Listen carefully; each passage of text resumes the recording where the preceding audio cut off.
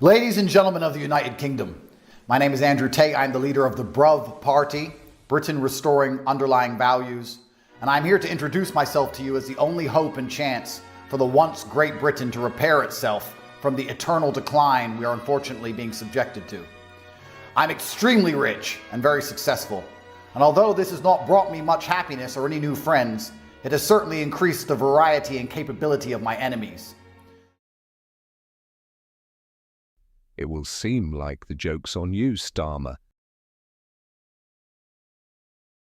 Andrew Tate, or as others know him as the Top G, is here with something quite intriguing, a manifesto that makes a drama movie look like a comedy. But hey, at least it's not boring. And really, isn't that what Britain needs right now? We got too much of the boring Keir anyway. In the red corner, we got Keir Starmer, the man who's made cautious competence his entire brand, his greatest hits, rebranding Labour, while somehow managing to excite precisely no one. His speeches, about as thrilling as watching the paint dry, and his vision for the future? Well, let's just say it feels like reading the instruction manual for a toaster, necessary but soul-crushingly dull. Starmer might not be a risk-taker, but he's also not a decision-maker. His political strategy? Wait for the Conservatives to self-destruct and hope no one notices that he has all the charisma of a beige sofa. He doesn't inspire outrage, passion, or even mild curiosity. He's not even a villain. He's just there.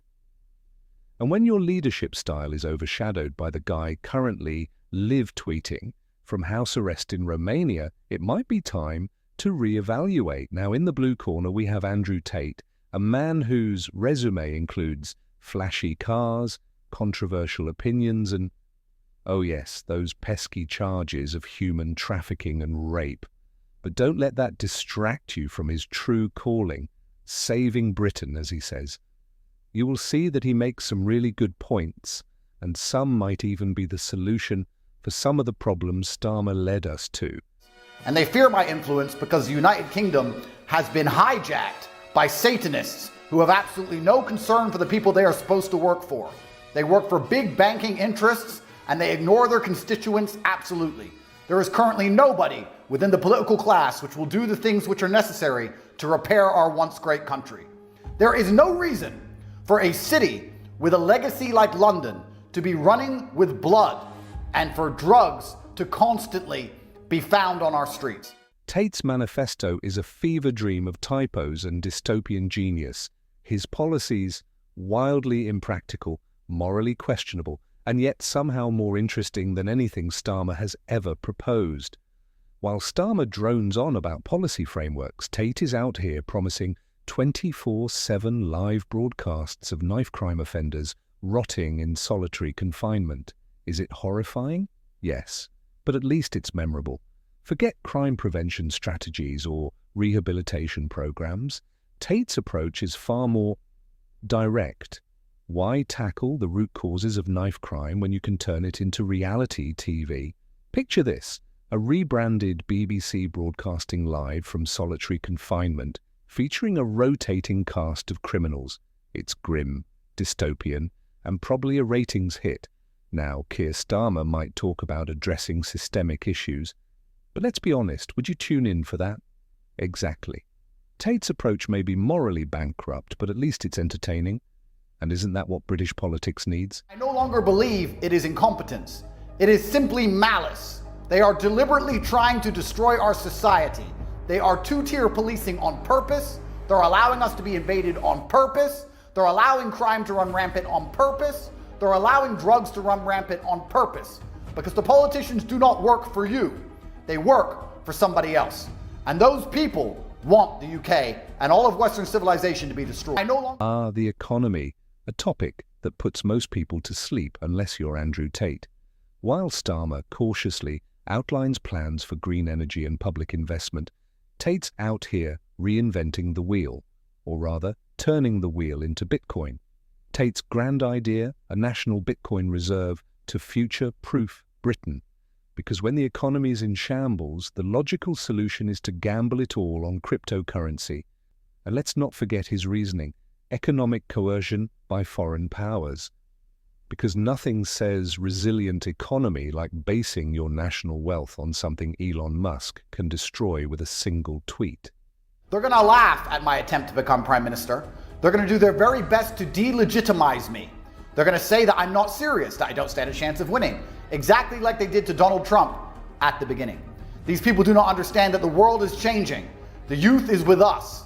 And with time, as these people grow old and die, and the youth stays mobilized, we can take our countries back. Meanwhile, Starmer is probably in a meeting about interest rates or about how to implement more policies from China. Riveting stuff, Keir, truly riveting. And then there's Tate's pièce de résistance, weekly referendums. Yes, you heard that right, weekly. Forget carefully planned elections or parliamentary debates. Under Tate's leadership, we'll be voting every Friday on issues big and small. Should we leave NATO? Should Greggs release a new vegan sausage roll? Who cares? Let the people decide. Sure, it sounds chaotic, but compared to Starmer's painstakingly slow decision-making process, a weekly referendum starts to look appealing. At least things would actually happen. And let's be honest, after years of political gridlock, wouldn't it be fun to watch Britain collectively lose its mind over a never-ending series of votes? So, who would you rather have leading Britain? Keir Starmer, who embodies the phrases Teddy as she goes, and not in a good way? Or Andrew Tate, whose house arrest doesn't seem to stop him from being more dynamic than Starmer has ever been? Starmer's big pitch is, I'm not as bad as the other guy. Inspiring, isn't it? Meanwhile, Tate storms in with all the subtlety of a bull in a china shop, promising knife crime TV, Bitcoin reserves, and weekly chaos disguised as democracy. It's ridiculous, it's reckless, and somehow it's still more interesting than anything Starmer has offered. Also, your worldview changes when you can't have your own children. I think you have a vested interest in the sanctity of society when you have kids. Yeah. If you have kids, you care about the future because you have children. And especially if you're not particularly, I mean, I'm extremely financially successful, but if you're not only do you care about the future, you care about the geography you're tied to. Of course, we can't ignore the fact that Tate's political ambitions might be more meme than movement. His manifesto reads like a parody, his policies are a mix of satire and shock value, and his target audience seems to be people who think Twitter polls are a legitimate form of governance. But even as a joke, Tate manages to highlight just how uninspiring the current political landscape is. Keir Starmer has spent years positioning himself as a serious leader. And yet, here we are, talking about Andrew Tate as a potential prime minister. Let that sink in. Britain, choose your chaos. So Britain, what's it going to be? A leader who bores you to tears, or one who turns the entire nation into a dystopian reality show? On one side, you have Keir Starmer, cautious, calculated, and catastrophically dull. On the other, you have Andrew Tate, chaotic, controversial, and endlessly entertaining. So every time I tell the truth about society, they can slander me with accusations. We live in a democracy. In democracies, you are innocent until proven guilty, and I have been convicted of nothing. Even inside of kangaroo courts, do not allow them to delegitimize my attempt to save our great nation. You don't have to like me. This is beyond the politician. This is about the politics. You can hate me with all of your being, but even if you hate me, I guarantee you your streets will be safer. I guarantee you the invasion will end. I guarantee you our economy will be more prosperous. Those who love me and hate me alike will benefit from my leadership as Prime Minister of the United Kingdom. The choice might seem absurd, but maybe that's the point. When politics becomes so uninspiring that even Andrew Tate starts to look like an option, perhaps it's time to ask ourselves, is the problem really him, or is it the system that made him possible? One thing's for sure, if Andrew Tate ever does become Prime Minister, it won't be boring. And honestly, after boring Starmer's snooze fest, maybe that's exactly what we deserve. We will take our country back, or our country will fall. We are in a binary scenario. It is 1 or 0. It's not okay, it will not be fine, it will not fix itself, And these people currently sitting in those chairs in the Houses of Commons have no intention at all of fixing it. Their only intention is to hold on to power, to destroy the country, to enrich themselves, and to delegitimize anybody who they see as a genuine threat to the stranglehold they had on our once great nation.